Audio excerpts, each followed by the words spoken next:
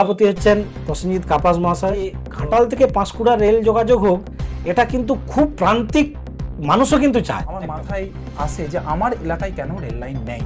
তো সেই জায়গা থেকে আমি একটা লাইভ ভিডিও করেছি। প্রথম বিদ্যাসাগর রেলপথ মিশন নয়, প্রথম গড়ে উঠেছিল ঘাটাল রেলপথ আন্দোলন কমিটি। আচ্ছা, এটা 2022-এর শেষের দিকের কথা। এক পক্ষ বলছে যে জমি জট, আর এক পক্ষ বলছে কেন্দ্র সরকারের সদিচ্ছা।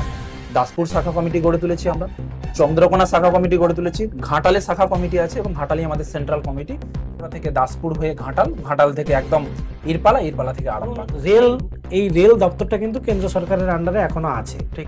সেক্ষেত্রে একটা সাংসদের ভূমিকা থাকে বড়। ওনারা বলছেন যে এলাকার যিনি এমপি রয়েছেন, লোকসভার সাংসদ, ওনাকে পার্লামেন্টে গিয়ে বিষয়টা উত্থাপিত করতে থেকে জানেন যে দেববাবু অত্যন্ত বড় মনের মানুষ। ওনার মুখ থেকে আমরা পার্লামেন্টে একটা শব্দও এখনো আমরা শুনতে পেলাম। ফ্রিজের প্রথম ধাপেই তো আপনারা হেরে গেলেন।